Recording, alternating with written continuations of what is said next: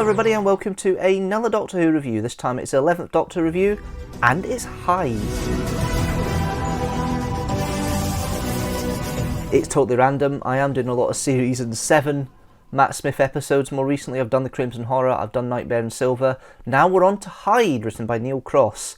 I'll quickly go over the plot, just describe what's happening in the plot, and then we'll get into discussion of some of the characters and the whole review as well, because we don't have a television companion, so I can't do a plot synopsis, really. So I'll just quickly chat about what the plot was in my point of view. So Alec Palmer and Emma Graylin are a couple that are in Alex's house that he bought, a spooky house, which seems to have a paranormal apparition that appears exactly the same way, exactly the same expression every single time she's seen. Alec is trying to use the technology of the time to adjust things, to get in there and actually find out what this creature is about. And Emma is slightly psychic, so she can call the paranormal apparition and get some recording of it. The Doctor and Clara turn up. They want to effectively Ghostbuster a little bit, and the Doctor plays coy with uses his unit credentials and bravado to get in with Alec, and Alec accepts him rather quickly as somebody who knows his knowledge and understands what he's there for. And the Doctor then starts inquiring about this paranormal apparition. He realises fairly quickly it's actually a woman stuck in a pocket universe, and every so often the universes clash with each other, and the woman in the pocket universe is going a hell of a lot slower than in our universe, and that is why she barely moves, and her movements doesn't really change over time. The Doctor realises when he gets into the pocket universe, which he uses a metabolus crystal, not a metabolus crystal, a metabolus crystal, to help amplify Emma's psychic abilities, so a portal can be opened so the Doctor can actually go through and try and save this girl. The girl's name is Hilla.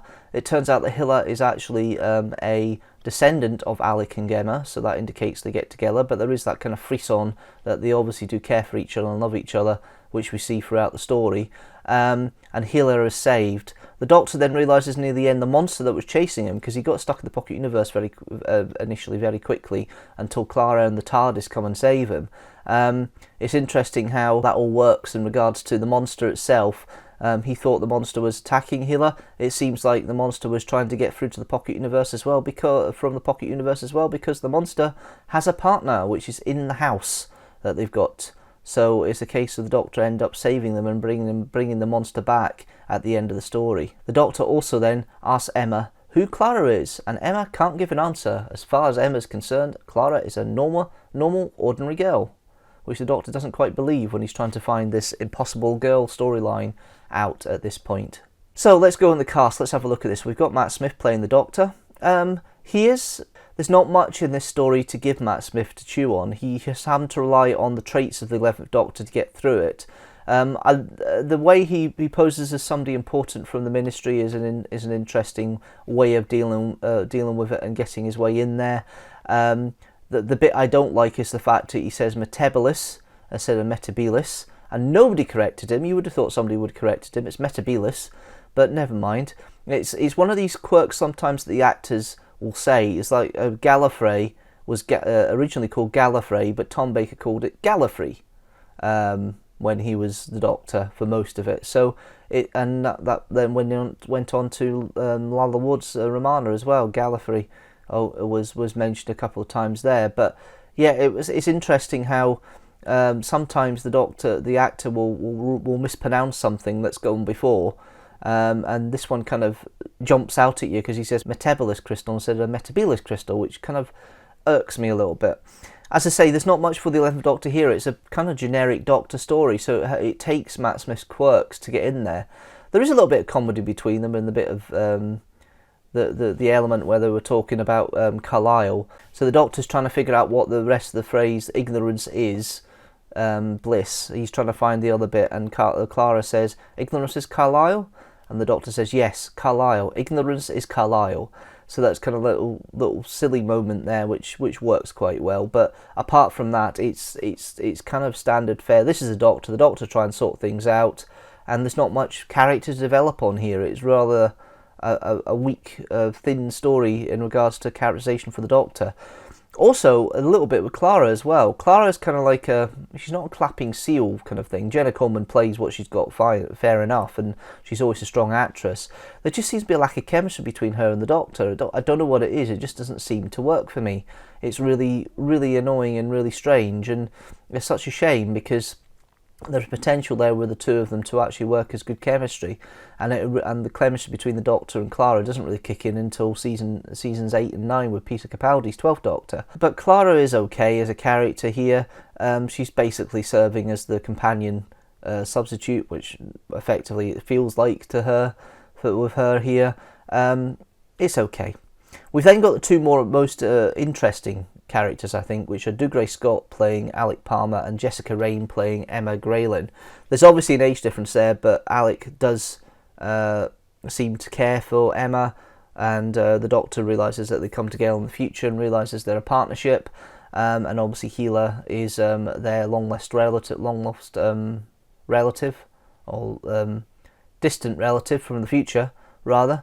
So obviously the Doctor does realise they kind of match together, and it's obvious the tension is there, the chemistry is there, and that's actually quite nicely seen when Emma and Clara are talking for a moment, initially having whiskey and then drinking tea, about the fact that Clara notices the chemistry between Alec and Emma like that, and Emma wonders if there's the same with the Doctor, and Clara quite rightly denies it. And I suppose that's a nice little character moment, but it's not the greatest. But Emma's quite good as an empathetic character. I quite like the way she works, and I like the fact that she's willing to help out when she loses the connection from the portal the first time round, and is willing to get people back and help people out with this, which is really good and really nice. And I do like the way Emma's portrayed by Jessica Raine. Dougray Scott has obviously an underlying worry here, which the Doctor figures out with his time as a major, or was it a corporal or general, is an army officer anyway, and the pain that Alec carries from that. And there's a couple of other characters you get in other stories that have that kind of pain from the 60s and 70s, and we'll have more about that when that comes along. But this one here from Alec Palmer, Dougray Scott's Alec Palmer, is a nice little guest role, and actually I think that these two get the meat of the story more than the Doctor and Clara. The Doctor and Clara are kind of like tag-alongs that kind of push the plot along. They don't really do too much more. And then we got Kemi Bo Jacobs, who plays Healer. Very small role. What she's given, she plays well enough, and it's a nice little thing. And shout out to Aidan Cook, who plays the Crooked Man. Interesting little character there. Bit of an interesting design for the monster when it comes up close. It's a bit kind of with its face, its neck, and everything. It's an interesting little thing, but it works okay, I suppose. We've got the writing by Neil Cross. It's quite light in its writing. The idea's there. I like the sci-fi element that comes into the paranormal here and the sci-fi explanation. I think it's a nice idea. I just don't think it's 45 minutes worth of material. I think it's maybe a half-hour episode. It doesn't seem to have much to let it run through with what you've got. But Jamie Payne does a good job of trying to get 45 minutes out of it. And the atmospheric stuff when the Doctor's in the pocket universe and being scared by the Crooked Man is interesting, and I quite like that little element there. So there is some visual joy to this, but the story itself is a little bit off. Speaking of elements of the plot, we have the situation of where it is. The house is called Caliburn House. It's the 25th of November 1974. Caliburn House has been bought by Alec, which is why they can live in there and do all the experiments they want, which is interesting. And the name of the ghost is called the Caliburn Gas, which is interesting. As I say, there isn't much here that you really want to go into. It's the only other element I think that's interesting here is the TARDIS not really liking Clara, although ends up realising the Doctor's in trouble and lets Clara into for the ride to help him along. But that's the only thing, this kind of frisson between Clara and the TARDIS that goes on for a little bit longer. I can understand why, because the TARDIS knows how much of a problem she could be and how much of a paradox, but the Doctor kind of has to let the TARDIS have its mumps at times. But do you know what? It's an interesting dynamic there with that plot line. But The bit at the end where he's trying to find out the impossible girl, that's obviously tacked on. The story itself is alright. It's not the greatest story in the world. I think it is quite light. It's definitely not Time Lash or Sleep No More kind of plot line. There is a little bit more to it, and the direction kind of helps with that.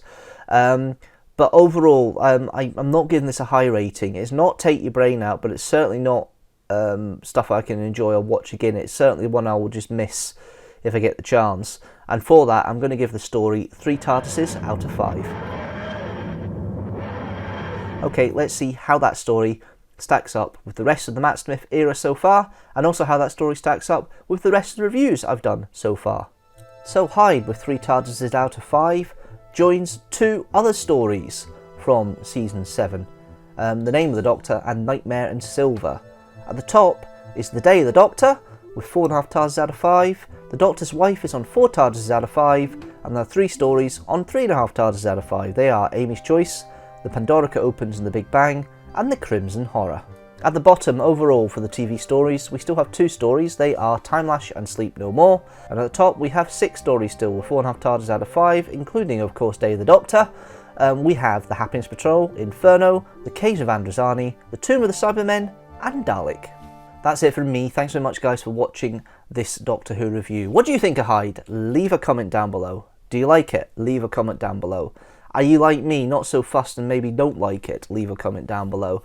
And if you like this video, please like it and share it with the hashtag teamstructor. Also, please hit that subscribe button and the notifications bell so you know when a new video comes out if you like the channel as a whole. If you subscribe, you've got the community tab. You can come and make a comment and have a discussion with posts that come up, including the From the Archives strand that comes up every Thursday. You've also got the Facebook, the Twitter, although I don't know for how much longer with the Twitter, with all the restrictions that are going on with that, Instagram, and of course Patreon at patreon.com/Deanstructor. The others are, you search for Deanstructor and you'll find the socials for them there. The Patreon at the moment is going through a few tweaks and things. It's still showing the same tiers as it was before, but for as little as £1 or $1 a month you can help support the channel. But there'll be exciting new things coming up very, very soon for that. Anyway, that's it for me. Thank you very much for watching this Doctor Who review. Another one coming up next month, of course. On Sunday, it is a Streamstructor as live. I'm pre-recording it, but hopefully you can join me for that at 4 PM GMT General. That's when the video does come out. But until then, guys, thank you very much for watching, and you know what? I will see you later.